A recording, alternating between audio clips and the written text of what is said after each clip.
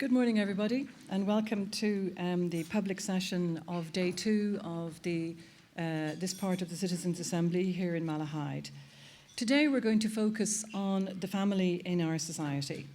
We will hear how the Irish family has evolved over the decades since our Constitution was adopted in 1937. And we'll hear about the many recent changes agreed since then, including through referenda. We will hear the legal perspective about what the Constitution says about the family, marriage, and the role of women in the home. We will hear how that Constitution has been interpreted by the courts, how it protects the family, also its strengths and weaknesses, given the much more diverse modern family composition that we have in Ireland today. And as yesterday, and as I think we all found very powerful, we will also hear about the personal experience of individuals whose lives are affected by that constitutional definition and the laws and the policies that are shaped by it. But before we come to these issues, I just want to recall the work that was done by one of the previous assemblies, which was the Constitutional Convention, which actually met here in this same room almost exactly 7 years ago in February 2013. The convention was asked to look at how our constitution deals with, in particular, the lives of women from two particular perspectives. And the one that we're going to discuss today is contained in Article 41 of our constitution. And as we said a couple of times yesterday, it's often referred to as the Woman in the Home Clause. The convention was asked whether that clause on the role of women in the home should be deleted. And a large majority of the convention members, 88%, favoured deletion. An even larger majority, 98%, recommended that the article should not only be deleted, but that it should be replaced by a gender-neutral text to include other carers in the home. And then 62% of that convention felt that the change should also include carers outside the home. And then finally, the convention recommended that the state should offer a reasonable level of support to ensure that carers shall not be obliged by economic necessity to engage in labour. Now, you've all received the text of the conclusions of the convention in this respect, and you also have in your packs the text of Article 41 of the Constitution. So those are the background documents for our discussion this morning. At the end of this morning's roundtable discussions, we're going to ask you to indicate on a survey form whether you agree with the conclusions that a previous assembly arrived at in 2013. And now, without further ado, I'd like to invite our opening speaker of the morning, Professor Linda Connolly from the Social Sciences Institute of NUI Maynooth, to set the scene for us by speaking to us about the evolution of the Irish family. Linda, we're delighted to welcome you to the mic. Thank you.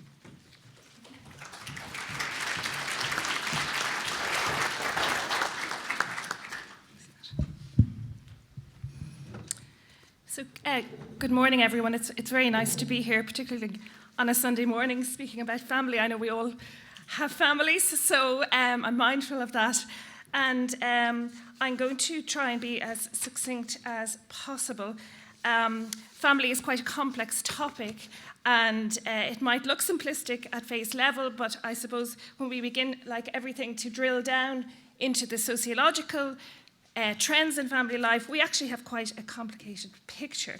So I'm going to focus on the following issues quite quickly.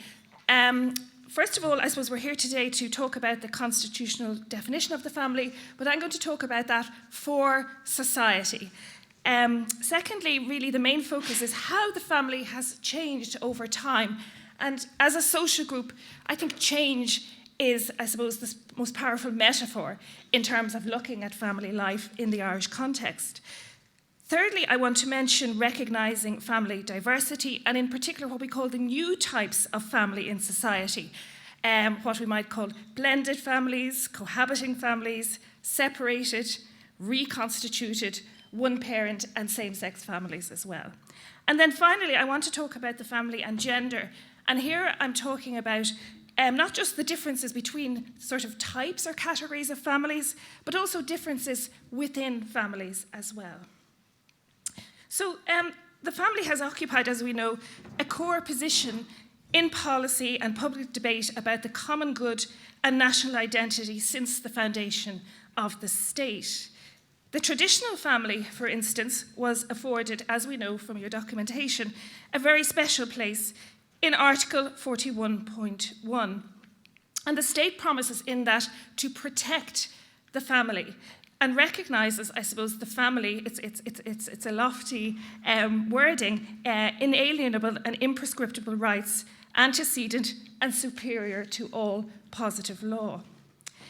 The family referred to in this clause, however, was, I suppose, what we might call the traditional form of family.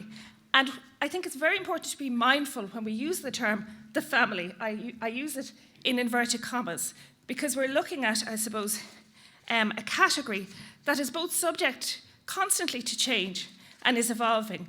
And the family we were talking about in 1937 is very different to the kinds of families we're talking about today. So the family was, of course, in that clause restricted to one key type of family, and that was based on lifelong heterosexual marriage. Of course, we might, if I had time, I'd love to deconstruct in the 1930s, but I don't. But it's important to remember that that clause in itself perhaps didn't reflect all the other kinds of realities of the 1930s, the fragmentation of migration, emigration, poverty, a lack of tolerance towards illegitimacy, etc. We also know, and I'll come to this at the end, that in the 1930s, Ireland had a very distinct characteristic. It had a very large number of single people, about a quarter of the female population and a third of the male population were what we might call in those days permanently celibate or never married. And that's a very interesting aspect of family life in Ireland. So it's important not to romanticise the traditional family and to look at family as it is and was. I'm not going to speak too much about that the women were accorded a very specific familial role in the Constitution. Siobhan is going to talk about that. But again, that clause was of its time, and it reflected a very particular, what we call sexual division of labour in society, but also, as I said, within the family. It's interesting, the clause in relation to women, I suppose, referred to women's life in the home as opposed to their work in the home, and that's just one point I would say in relation to that. So what was the traditional Irish family? Well, it was protected, as I said, in the Constitution, but it was a particular form that was protected. It was larger than the families we have today, so women were having more children, but it was also extended, what we call the extended family. It wasn't unusual to live in the same household with your grandparents, for instance, or in close proximity. And as I said, it was based on lifelong heterosexual marriage. So the main brief I have today is to provide some information on the nature and form of Irish families now and how the family has changed over time. And I just want to say that I want to do this with clear sensitivity to the differences between families and the different types of families in Ireland, and indeed, as I said, the differences within them, primarily based on gender and also generations as well. So Irish society was considered, like many things, to be the outlier, the demographic outlier, for much of the 20th century in particular, and to have, I suppose, preserved the traditional family for many more decades than other societies in Europe. In particular, Irish society is considered to have embraced what we might call the more secular European-wide values in personal and intimate life much later than other countries. Divorce, for instance, was not legalised until it was narrowly passed by referendum in 1995. At the same time, Ireland may have sort of modernised late in the sphere of intimacy and relationships, but when modernisation did take place, it was rapid. So if you can imagine a kind of a perspective of social change, late but fast is a good way of describing it. And how might that be manifest, I suppose, is what we need to look at. So for instance, you know, if we look at the question of marriage, first of all, and I'm going to put this in the wider context of Europe, because it's very important in considering family life in Ireland that we just don't look into ourselves all the time, that we look at what's happening in other countries as well, and that we can compare and make good policy decisions as a result. So the middle decades of the 20th century, around the 1950s, have been described as, I suppose, of what some might call the golden age of marriage. We're familiar with the kind of black and white movies with the mom at home with the apron on and the dad coming in from work and so forth. And really that was, if you like, more people were married than at any point in history. And they were marrying at a younger age.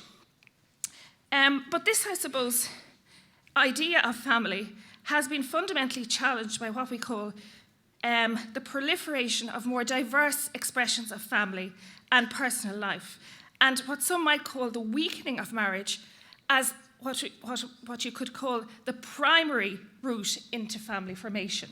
So if you look at that definition in 1937 again, how one entered into the family based on the two-parent model was through marriage. There wasn't really, if you like, another route.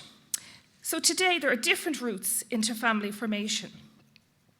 Now, one of the key features of the Western family, and we can see it here, if you look at the top of the graph, you have the marriage rate, and then at the bottom you have the divorce rate. And you can see the divorce rate is steeply rising, particularly from the 1960s on, as the marriage rate is declining at the top. So you can see that kind of, if you like, convergence effect that we're talking about. So official statistics show that increasing numbers of children in the West now, for instance, adapt to and live with step-parents who may have previous children of their own, and also, I suppose, that what's called post-divorce childhood has been coined as an intrinsic feature of 21st century families. So that idea of children living in the same, if you like, familial situation throughout, if you like, their life course has been challenged by these kinds of trends.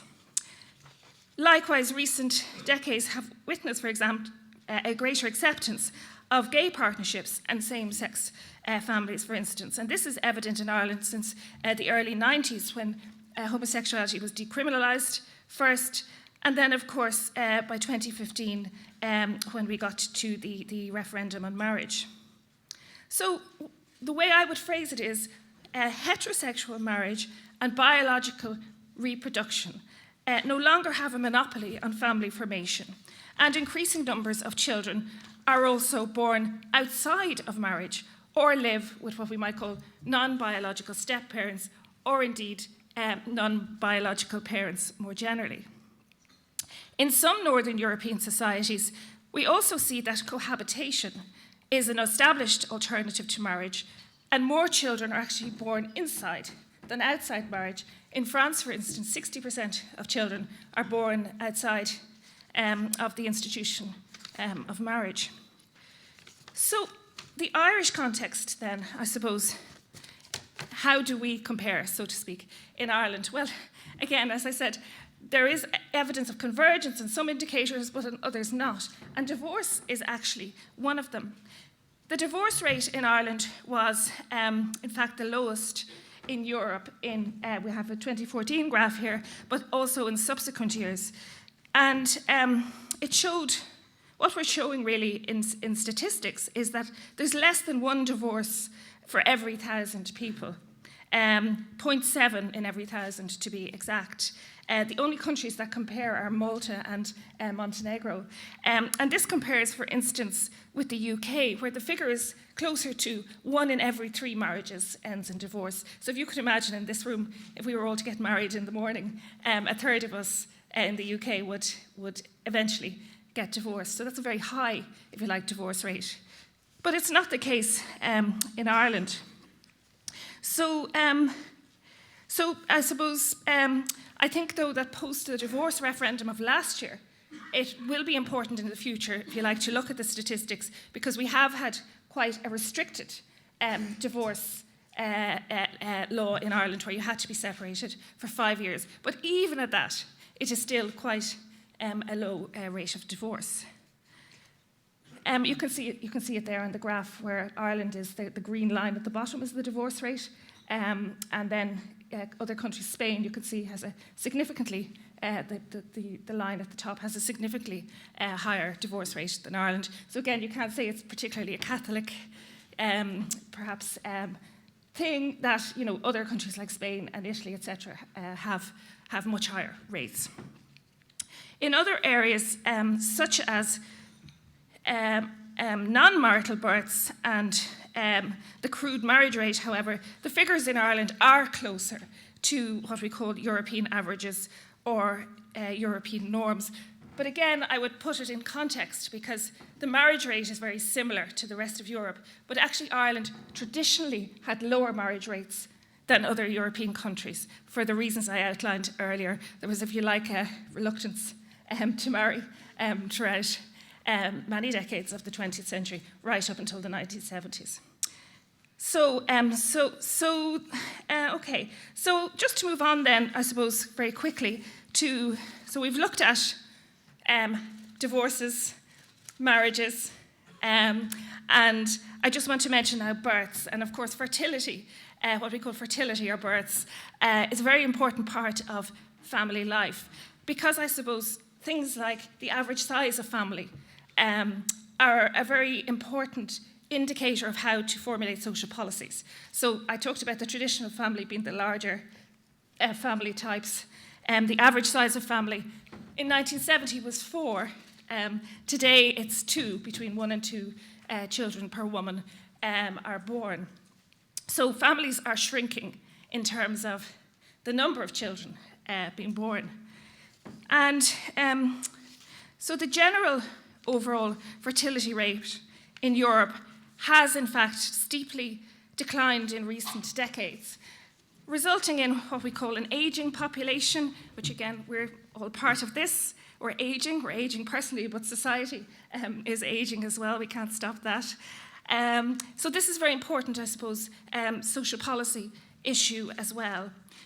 And in some countries, what we call the replacement rate, when you average up the number of, for every average number of people who die in a given year, you expect a number of babies to be born to replace the population. But that's falling to very low levels in some countries. So how is Ireland comparing, I suppose, is one of the issues we need to look at. And if there is this steep decline in birth rates, why is that happening? And what is society doing to either support families to have children or not, as the case may be? So childlessness, for instance, is now a phenomenon. And one-person households also feature increasingly in European data, including in our own. So a search for new ideas and perspectives on 21st century families has accordingly emerged in European debate. Now, again, should we be worried in Ireland, is the question. To what extent are we ageing in comparison to this broader trend? Well, the fertility rate in Ireland actually remains one of the highest in the EU. But again, be careful, because by historical standards, it's actually quite low. As I said, 4 children in 1970, in or around 2 today. And it's very interesting because Irish mothers are also one of the oldest in Europe. So on average, Irish mothers are having children at the age of 33. And that's very interesting because it suggests that, again, while women in Ireland are having slightly more children than their European counterparts, they're having them later. And there seems to be a kind of postponing effect at work there also, which we need to tease out. So there were, I suppose, more than 61,000 babies born in 2018. And as I said, the average age of mothers was 33. And we can see a very small number were born to what were called, I suppose, teenagers, to use that term in the census data. 22 of them were under 16. I suppose what's very interesting then, I suppose, is how, in what circumstances children are being born, what kinds of families are they being born into. And what we call the non-marital birth rate is the term that's often used, but births registered as outside marriage or in civil partnership, accounting for 38% of all births in 2019. Now, that's a huge turnaround in a number of decades. Nearly 40% of all children born today are born outside of the institution of marriage.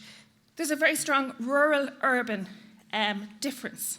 In the cities, Limerick City, for instance, 53.9% of all children are born outside of marriage. So that's over half. And again, it varies. As I said, the overall average is 38%. In the EU, how do we compare? Well, actually, we have one of the higher non-marital birth rates in Europe. So we might say, in other senses, Ireland remains, averaging, but in this area, Ireland is among the higher non-marital birth rates in Europe. For instance, as I said, the figure in France is 60%, which would be the top range, but then in other countries you have much lower rates. I'm thinking of Greece and countries like that. So Ireland is up there, so to speak. Okay. I just want to, in the last part, very quickly, talk about mothers and fathers and care. And I suppose mothers are having less children, as we've seen, and smaller families than their own mothers did. But on average, I suppose we might conclude, are more positive towards childbearing than other Europeans. They're also more likely to work outside the home, and inside, of course, but outside the home as well, than their own mothers did. And they're older at birth, at the birth of their first child, than many other of their European counterparts. So again, that's important to consider. I would also say that it's very important to consider, in looking at all this data, the different position of mothers in Ireland is, of course, very influenced by a range of social and economic factors, such as socioeconomic status and social class, family status, whether mothers are married, unmarried, lone parenting, cohabiting, etc., all very much frame the difference in the position of mothers in Ireland. Sexuality is very important as well, as we've seen in the recent referenda, etc., and I know some of those issues are being discussed this afternoon. And then finally, housing is one we often forget. 4,000 children in Ireland homeless. So these are huge issues, and I think there's scope within the family to, if you like, look at the terms of reference of the Assembly and how family kind of stretches or extends into some of these areas as well. Of course, also care.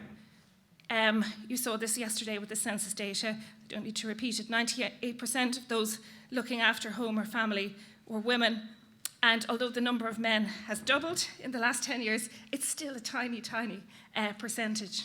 So we have huge gendered issues around gender equality to look at in relation to the way in which the family is structured.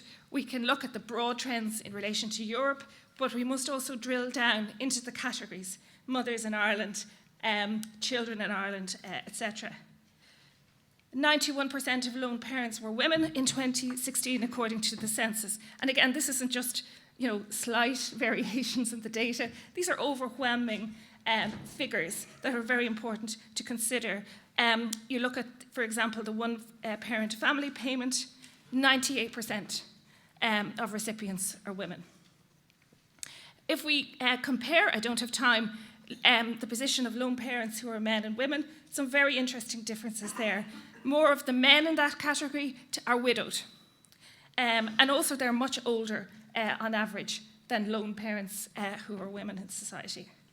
Fathers, very interesting topic as well. Just to say, again, to use that metaphor of difference applied to mothers, we can also apply that to fathers.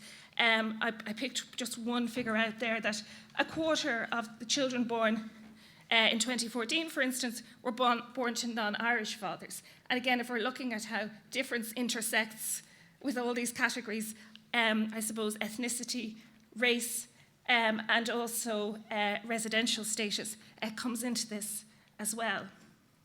Okay, I'm getting the red light. I better move on to the end. This is what's distracting my eye here. Okay. So I suppose to sum up, well, there's an awful lot to consider in relation to family life in Ireland. I've merely given you the highlights, so to speak, today. I suppose just to say, it's very important, I think, sorry, I've lost my notes. It's very important to get a sense of the statistical changes outlined here today. But we can no longer deal with a single entity called the family, okay? And yet, the findings suggest that the key type of family, so to speak, statistically, is still the family based on marriage in Ireland. So what you're dealing is, I suppose, continuity in terms of traditional family life alongside very rapid change. And that kind of balance, I think, between understanding, I suppose, the way in which families are resilient, but also subject to change is very important. Taken together, the new forms of family and intimate life that are now evident in Ireland fundamentally challenge the notion that there's only one way to be married, intimate, and committed to another person in the Irish context. At the same time, most people in Ireland are still bound to family in some way or other. The family is still considered the centre of intimate, personal relations through which, as people, we create and sustain meaning on a daily basis in our lives. But as I said, there is in reality a variety of types that were simply not evident or as prevalent in 1937. Thank you very much.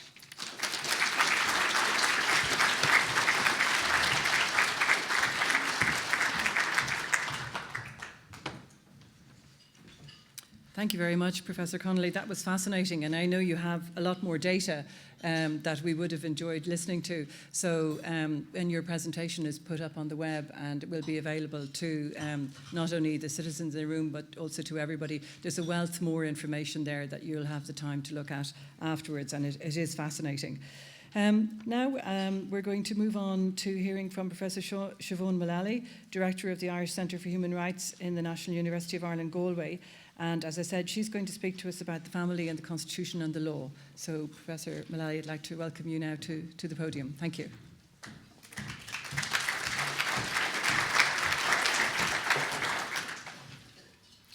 Good morning, everyone, and thank you very much for the opportunity to participate here today in this discussion on gender equality and specifically this morning on the Constitution and the law in relation to the family.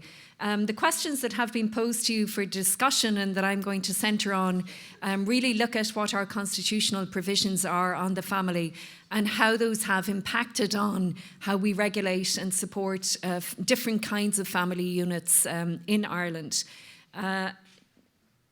The family itself is protected in the Constitution, and you've all been given the text of Article 41, which is this key provision on the family unit. It describes the family as the natural, primary and fundamental unit group of society, and then goes on to talk about the family as a moral institution with inalienable and imprescriptible rights. Now that's quite significant because just looking at the language there, you see that there's this idea of the family unit itself as being antecedent, as being superior to all positive law. So it has this kind of enshrined position within the Constitution. And for many decades, that language and that idea of the family unit is kind of sealed, as protected, as having a certain priority within society and within law. There was concern that that inhibited, that it hindered how we protected those within the family unit. Children, for example, who might be at risk of exploitation or abuse or neglect, situations of domestic violence within the family unit. Could the state intervene? Were there restrictions? What were those? Was this somehow challenging or undermining this position of the family unit? And it took quite some time to get to the situation where we began to recognise that the family is made up of many different units, including children, who may be at serious risk, and that the state has an obligation to ensure protection, to ensure equal treatment, to ensure that children within family units or others within family units are also provided with protection. Now, this idea of protecting the family as a fundamental unit is not unique to Ireland or the Irish Constitution. Indeed, if we look at the Universal Declaration of Human Rights, adopted in 1948 in the aftermath of World War II, we see also this reference to the idea of the family as a fundamental group unit in society, entitled to protection by society and the state. So it is something we see in many parts of the world in many legal documents. But it leaves open the question of what kind of family, which families are given protection, how is the family to be defined, what are the limits, what are the priorities, what do we mean when we talk about the family, whether in the Constitution or in legislation or policy measures. And I guess one of the questions that you'll be reflecting on this morning is how much of this should be in the Constitution and how much should we leave to legislation and policy. So, of course, there are many different types of families, and Linda has already raised the questions around the changing nature of family units in Irish society and questions around who comes within the ambit of the family. What about joined or extended families? What about grandparents, cousins? What about dependent others, maybe nephews, nieces, others who end up in a situation of dependency that we might care for? How many of those fit into the family unit that is protected by the Constitution or in legislation? And we know that Ireland has become a much more diverse society. We now recognise and protect different kinds of sexualities and different kinds of relationships. And we're also more diverse in terms of increasing inward migration over the last 2 decades, which again is a significant change in Irish society. Now, in the Constitution itself, the family is not defined. But what we do have in Article 41.3, one is this specific reference to marriage. So the state has committed itself to guarding with special care the institution of marriage, upon which the family is founded. So this is provided for in the Constitution, and the state is given this obligation to protect the institution of marriage against attack. So it's very significant, very strong language here. It's quite defensive in terms of what it's talking about that the state must do in terms of protecting this institution. And that has given rise to much discussion, to case law, to litigation, to questions around policy. When can you intervene in the family? When can you not? What kinds of families are protected? And one of the landmark cases, quite a sad case going back to the 1960s, Nicolaou and Bord Octola. Nicolaou was a Cypriot national in London. He had a relationship with Ms. Donnelly, who was a young woman from Galway who travelled to London, was working in his cafe, and she became pregnant. She decided to give her child up for adoption and to return to Ireland, and was in a mother and baby home.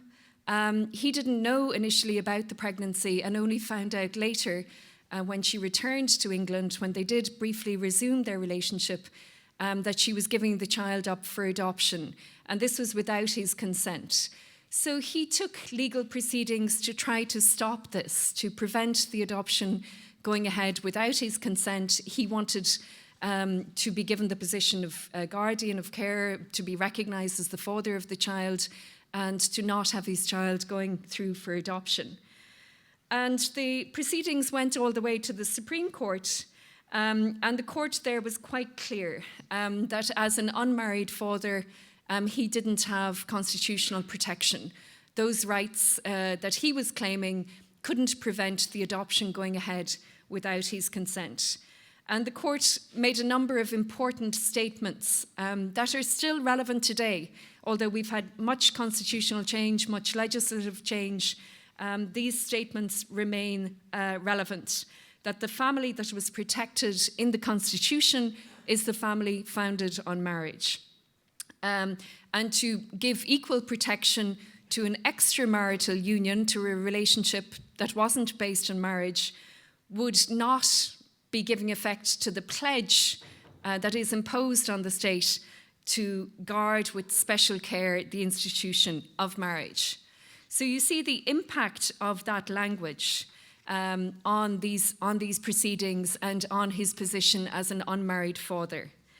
Now, since then, there has been significant change. We had litigation to the European Court of Human Rights, where the European Court of Human Rights said that not protecting an unmarried father's right to family life was in violation of the European Convention on Human Rights.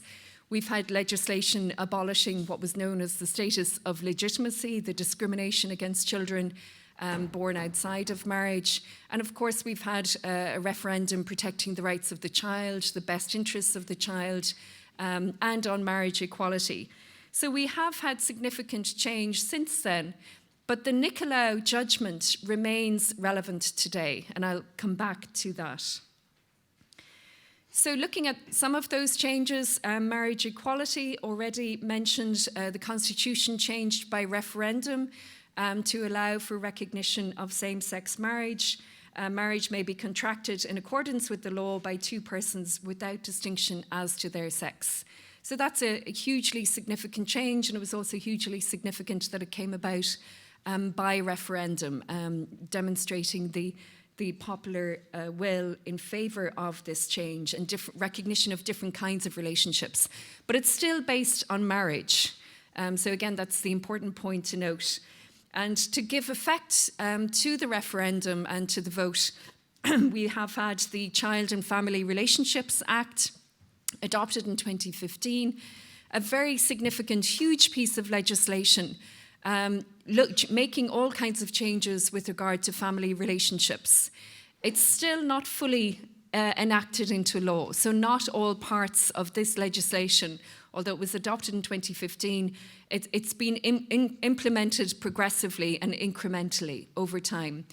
So again, that raises the question of how useful legislation is in terms of giving effect, responding to changing societies and relationships, and using legislation rather than the Constitution to regulate and define families and different kinds of relationships. So the Child and Family Relationships Act gives effect to the reforms from the constitutional referendum itself, and makes significant changes in particular around guardianship and custody of children. And also, again, the specific commitment to recognising the child's best interests in custody and guardianship proceedings. So that's all being implemented over time. The most recent orders that were just signed were in November 2019, and those won't come into effect until May 2020. And those more recent additional orders starting these pieces of the legislation relate primarily to donor-assisted human reproduction, and again to regulation of the relationships and the family units, the rights of the child's right to know their identity. So all of those kinds of relationships are now being regulated through legislation. There is still, however, gaps that remain to be fixed in terms of our legal frameworks. And a very significant case is the McD versus L&M. And this is a case that went all the way to the Supreme Court, and it raised the question of surrogacy arrangements, the position of a sperm donor, and the relationship rights that come from this kind of situation. And here in the relationship arose, a man who had been friendly with a lesbian couple agreed to assist them in conceiving a child, donated sperm, and originally the discussion had been that he wouldn't be directly involved in the upbringing of the child, but that changed after the child was born, and also their friendship broke down.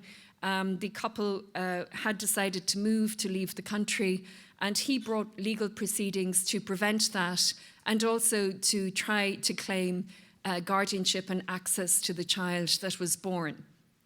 And In the High Court discussion, there was significant discussion around the European Convention on Human Rights and the idea of a de facto family, and recognising and protecting private and family life and also best interests of the child. The Supreme Court, however, took a different view and decided that the best interests of the child meant that there should be access given to the child on the part of the father, who was the sperm donor, and that the High Court should work out the details of this. But this was, in their view, in the best interests of the child. They also said that the European Convention on Human Rights is subservient to the Constitution. But importantly, in terms of our constitutional position, the court was quite clear that there was no legal institution in Irish law of a de facto family. This was simply not something that was recognised in Irish law in the Constitution itself. So this idea of trying to recognise different kinds of de facto families or units, they said was not something that was recognised in the Constitution. So again, that leaves a lot unclear here. We can look to the best interests of the child. We can look to other parts of the Constitution on personal rights, on the rights of the child, Article 42, which was inserted following referendum, Article 42A. But the Article 41, which specifically relates to the family, remains tied to this idea of marriage. And again, this was reiterated by the Supreme Court in a 2018 judgment, which was a case that involved a lot of questions around immigration. But here again, Chief Justice Clarke made very clear statements that there was consistent case law on Article 41, stretching back decades, so going right back to Nicolau, which had been reaffirmed that an unmarried family with children or without children was not a family unit within the meaning of Article 41. So again, it's important to remember that that does not mean that family relationships outside of marriage have no constitutional protection, or that children in those relationships have no constitutional protection. They do, under other provisions of the Constitution. And as I said, that might relate to personal rights or the rights of the child. But Article 41, which is the specific provision on the family, is limited. So again, this is a very clear statement from the Supreme Court, just saying that we have this long history of case law. This is how it is. It stretches back decades. We've had a lot of change, societal, constitutional, legislative change. But the family that is protected in Article 41 is the family based on marriage. Now again, this was a case that involved a lot of immigration questions, and I think it's also important to reflect on the changing nature of Irish society and what can happen, for example, in the context of deportation proceedings. And we have had case law recognising that in the context of deportation, a child's best interests must be considered. But one of the very significant judgments going back to 2003, a case Lobe and Ossayende, there you had a split Supreme Court that was looking at this language on the family, the inalienable and imprescriptible rights. The two dissenting judges, Judge Catherine McGuinness and Judge Niall Fennelly, they specifically said, well, that the children in those cases were Irish citizens and therefore should not be deported, and also pointed to this protection of the family unit. The majority judgment said the family unit was protected in the Constitution, but the protections were not absolute. They were subject to the common good, and the common good was determined by the Supreme Court to be one that required the state being able to deport the family, including in practice the children who were citizen children. So the protections are not absolute. That means we can intervene in the family to provide protection, and we can also, in that context, it was permissible to remove the family from the state. Okay, I'm going to move on now to look at this specific provision, Article 41.2, women in the home. And this is something that was discussed previously by the Convention on the Constitution. It's an unusual provision. It specifically relates to women's life within the home. That a woman by her life within the home gives to the state as support without which the common good cannot be achieved.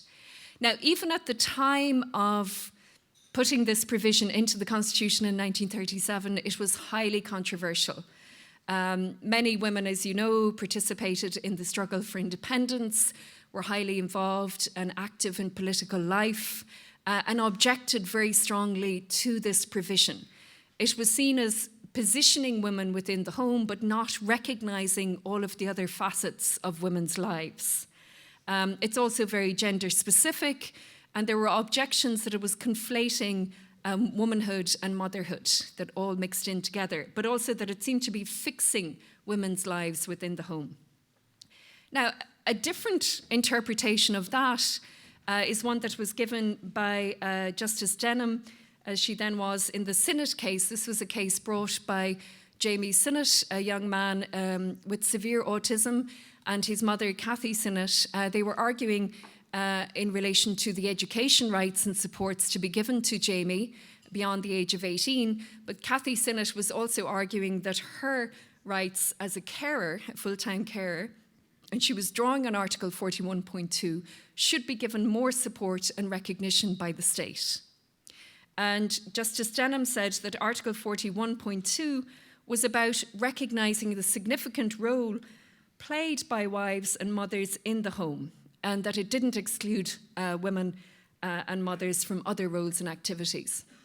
It could be interpreted from a feminist ethic of care perspective, recognising the traditional role historically that women have played in terms of caring relationships in the home for family members, extended family members, dependent others. But the majority, Justice Denham was in a minority. She was a dissenting judgment, giving a dissenting judgment here. The majority judgment said, and Chief Justice Keane at the time said, that Jamie and Kathy's position evoked compassion, but it didn't give rise to legal rights. And there's been a whole series of cases in which women have tried to rely on Article 41.2 to give effect to legal rights in relation to the family home or property, for example, and they have failed.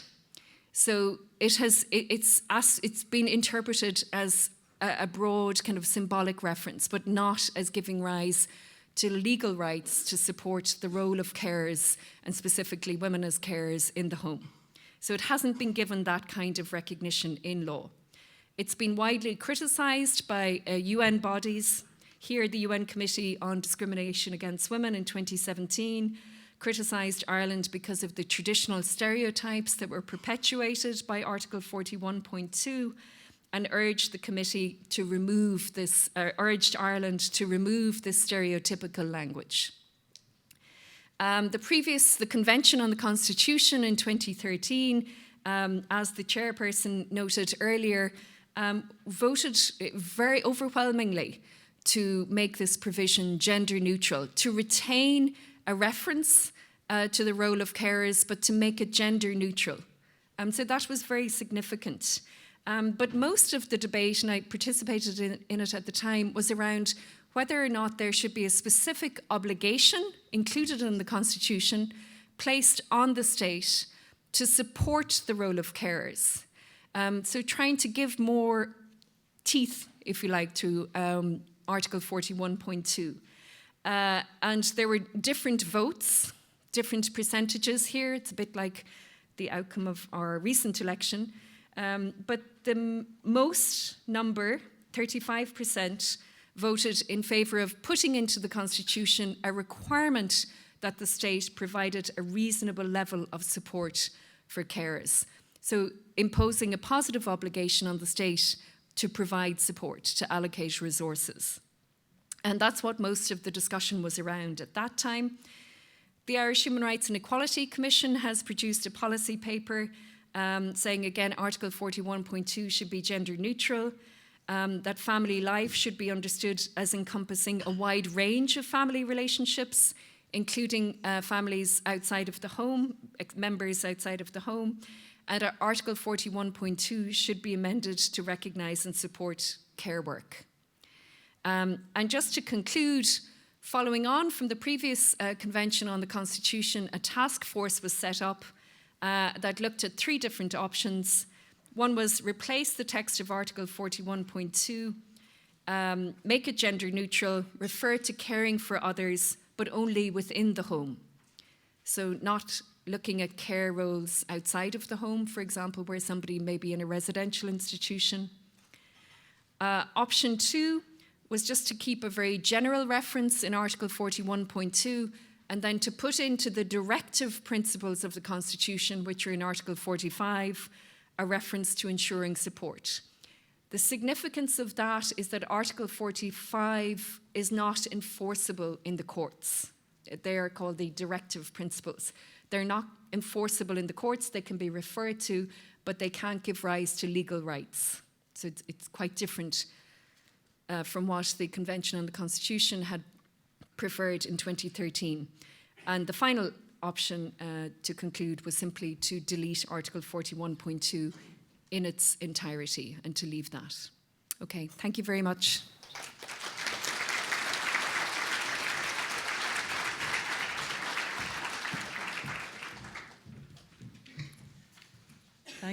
Thank you very much indeed, Professor Mullally. That was extremely clear and I think very helpful for our discussions as we get into them later today. Now, as yesterday, I think what spoke really very clearly to all of us was having heard the general outline of the social situation, the statistical situation, the comparison with other countries, the legal situation, was then to hear from real-life people about how all of this impacts on their own lives.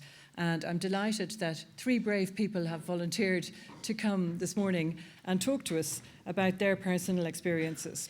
And we're going to hear, first of all, from Adele O'Connor, who's going to give us her perspective as a mother. Then we'll hear from Paula Fagan, who is the Chief Executive of LGBT Ireland, and then from Dave Saunders, who will give his perspective as a father. So I'd like to invite now Adele to come first and speak to us. Thank you very much.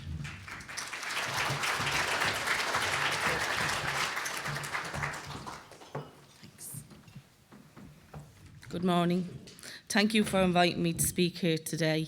I thought long and hard about it as all my life I've fought against labels being put on me. I'm also a very private person, so telling my story makes me feel vulnerable. I'm here to tell you my lived experience.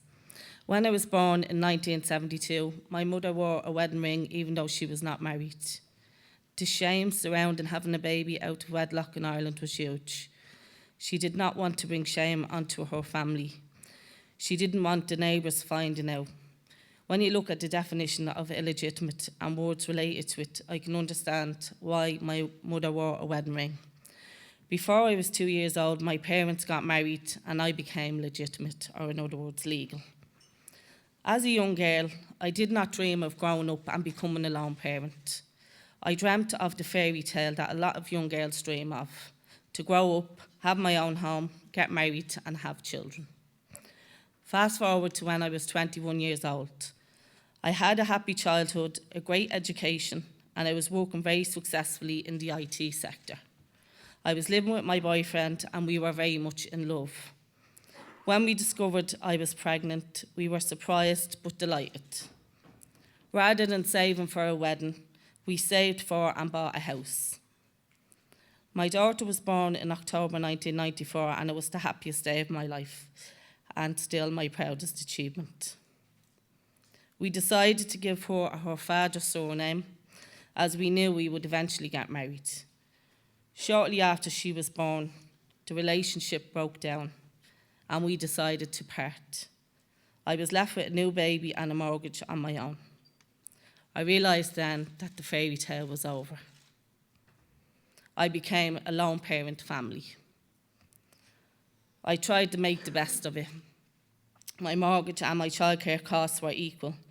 Even though I was in a very well-paid job, I was left with very little disposable income.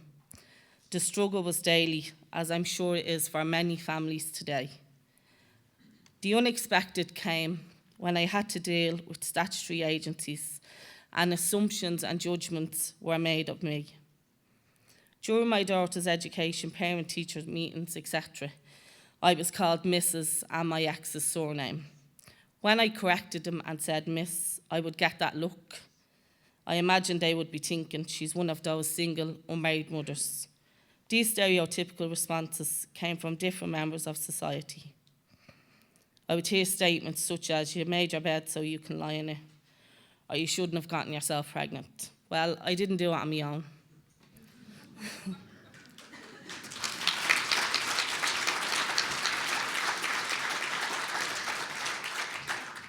However, I was parenting alone.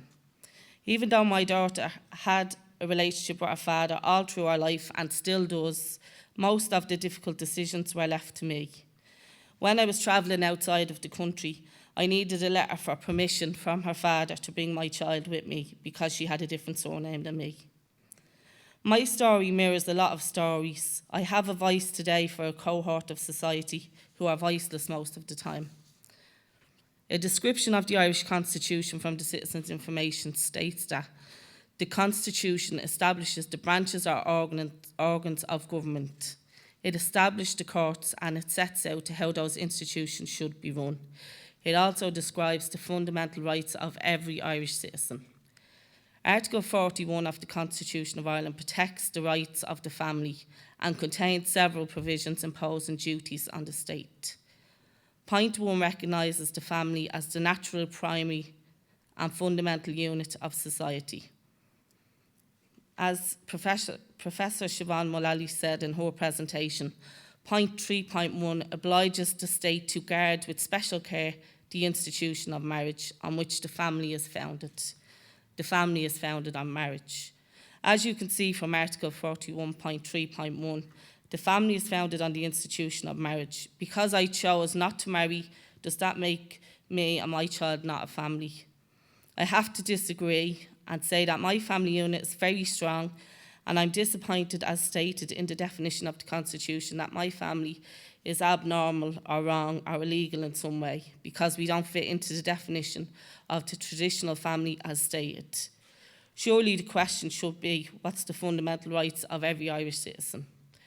My daughter and I have a wonderful relationship. She's 25 now and still living at home with me. Maybe that has a lot to do with the economy, but rather than a love for me, but I'll take it. Sinead.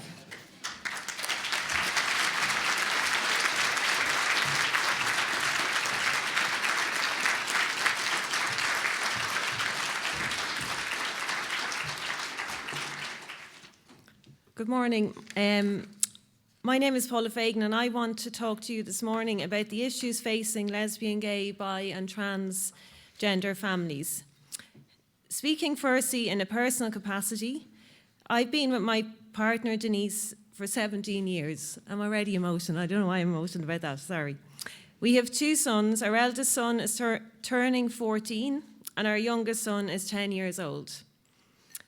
Denise and I planned our family together, and we were lucky enough to have our two gorgeous boys who are at the centre of our world.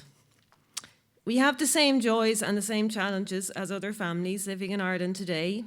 Like other families with children our age, one of our biggest challenges is limiting screen time. And a word to Denise, who's probably at home doing that at the moment. However, unlike other families, myself and Denise are not both recognised as legal parents of our children. Only one of us is legally recognised as a parent. As the law stands in Ireland, we have no way for both of us to establish a legal relationship with our children. This presents legal, practical and emotional challenges for us. For example, every time we have to renew one of the boys' passports, one of us must sign a legal affidavit to swear that we are a lone parent. This is despite being civilly partnered to each other, living together for 15 years, and raising our boys together since they were born. We have legal guardianship of the boys, which means for now both of us can give medical consent in an emergency. However, guardianship runs out when a child turns 18. And for those of you in the room that are parents, you know that as a parent, you're a parent to your child all of their lives. And I suppose with my child now turning 14, we're facing, in 4 years' time, if the law is not changed, my eldest son will become a stranger to me in the eyes of the law when he turns 18. Sorry now. Our situation is the same for thousands of LGBT-headed families living in Ireland.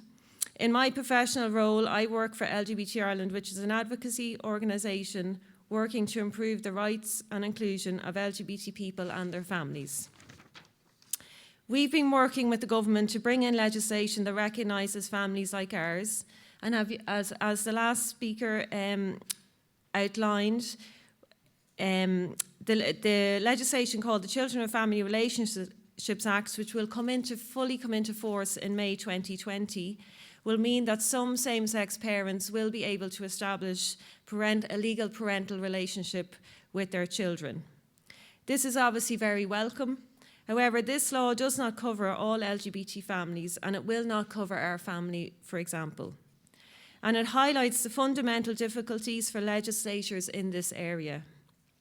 It is virtually impossible, the way the Constitution is framed, for the legislators, for people in government, to bring about law that will recognise diverse family forms and the ever-evolving advances of human reproductive technologies.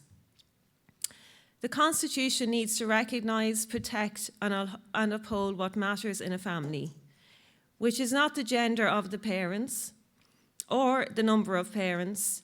It is the love, commitment and care within the family that defines it as one.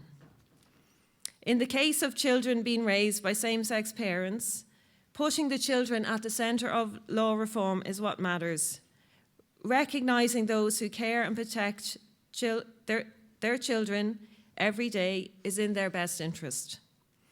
As it stands at the moment, the Constitution is a barrier to recognising our family and thousands of families like us. Marriage equality did not fix this, because once there's a donor involved in creating a family, it is a problem in terms of the Constitution and legislating for that situation. So we ask that you, as representatives of the citizens of Ireland, recognise and protect our family and others like us by broadening the definition of the family. Thank you.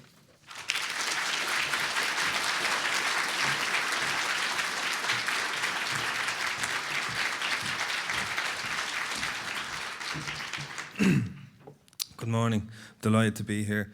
David Saunders is my name, and I'm here to talk about my personal experience as a father, but primarily as a separated father. I was a young dad and I became a father for the first time at 18 years of age. I then went on to have another child a few years later, and we bought a house. We were lucky enough to be able to buy a house at the time and moved in together, and we were a very happy family. The relationship started to break down over a number of years, and I ended up moving out of the family home 15 years ago, where we were living together for many years. When I moved out, my children were 4 and 12. I had no idea, and I didn't know what to do about my relationship and how it was breaking down, and I didn't have the skill sets to talk or open up or share it with anybody. I was devastated when the relationship broke down, and I likened it to a grief. It was the death of a relationship, and I had no idea how to process it or how to talk about it. I was one of the lucky ones, however, in the fact that I didn't have issues with access to see my children. I never had to go through the court system, and I never had to apply for guardianship, so for that I'm forever grateful. When I left the family home, I was lost, terrified, confused, and I was guilt-ridden, and I carried that around with me for a number of years. I had no choice but to move back to my mother's house due to financial restraints, and I also needed to be around family at this time. I tried to contact local organisations at the time for support and advice because I was lost, confused and deeply saddened, and I was offered horrible advice. It was made me even worse. I then tried to find out about mediation, and again the door was closed in my face because it was only an option if both parties were willing to engage, and that was not the case for me. I had no advice on how to tell my children about the breakup and support them, as they're the most important piece through this process, and to this day I'm forever grateful. I have such an incredible relationship with them. No one can prepare you for how lonely the breakup is and how lost you feel in a house that was once full of toys and children playing and children laughing and crying, and now you're sitting on your own and staring at the four walls with no one to talk to, feeling empty and lost. Will the kids be okay? How is it affecting them and their development? Losing some of your friends and your circle also because you were once part of a couple that went out and that's no longer part of the piece. To complete another mess, you become no one to advise you or help you about looking after your own mental health through this process. Men tend to listen to other men who've been separated, and they're not always the good stories, and it paints completely the wrong pictures. The complete and utter madness of trying to parent your children in your mother's house. You feel like a failure as it is, and it adds to the mental mess that is already getting to a very dangerous point. And as a man, not being able to hold your hand up in a safe space and just say, I need help, playing the game that everything is okay and fine on the outside, but on the inside you're crying yourself to sleep at night. I liken it to a beach ball underwater where you just keep pushing and pushing, but eventually it has to come back up. How can anyone parent in this situation? So, in many sectors, fathers are a forgotten part of the family, but they're equally as important as the mother. They've no support and advice and don't even know our rights around guardianship in a lot of cases if you're not married. All painted with the one brush and the terminology deadbeat dads is thrown around when nothing could be further from the truth. No advice or help for fathers who need it the most. The majority of men having to move back to the family home and try to rear their children in this environment. Need advice and guidance for fathers on how to support your children and what is the best way to support them through the breakup. Fathers want to be good dads and support their children, but we just need help sometimes, and we need to know how. I'd like to see a fathers network run by fathers who've been through the process to advise and support other fathers in this system. And clarity around guardianship and automatic guardianship. A proper mediation system to support the family. And through mediation, reduce the number of families having to go to court. Through a fathers network, a link to additional services, i.e. mental health services, children development courses, and maybe additional services that other fathers can avail of and support each other. A programme to help fathers to learn how to co-parent, how to be the best father that you can be with the time that you have with your children, and how your children develop through the varying stages of their growth. Support fathers and also how to support a mother where possible to explain the importance of this for the children and the family's development, and better parental leave and fathers' rights around in the workplace, and housing for separated fathers and community supports. And we see through research and personal experience that fathers play a meaningful and complementary role to that of the mothers. Fathers influence children in meaningful, emotional and psychological ways that last a lifetime. Let's not forget to empower fathers too. Thank you.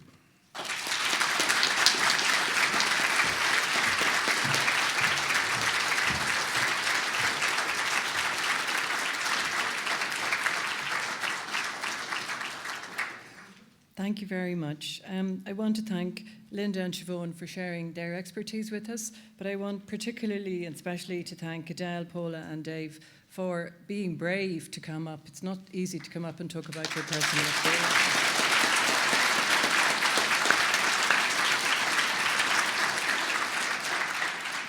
And I have no doubt that what you've said here this morning will be in everybody's minds as we go through our work and as we think about what you have said and how what's written in our Constitution has perhaps totally unintended consequences on the lives that you lead. But this Assembly is now going to look at that, and I'm sure you will be as interested as we all will be to see what comes out of it. So I think also that was very powerful and very moving testimony. So we're going to end the live stream now. And for the people here in the room, I think we could all do with a break just to absorb what we've heard. And we'll reconvene at 10:35 if you could be back in your seats. So a short coffee break and a moment to think about what you've heard and catch your breath. Thank you.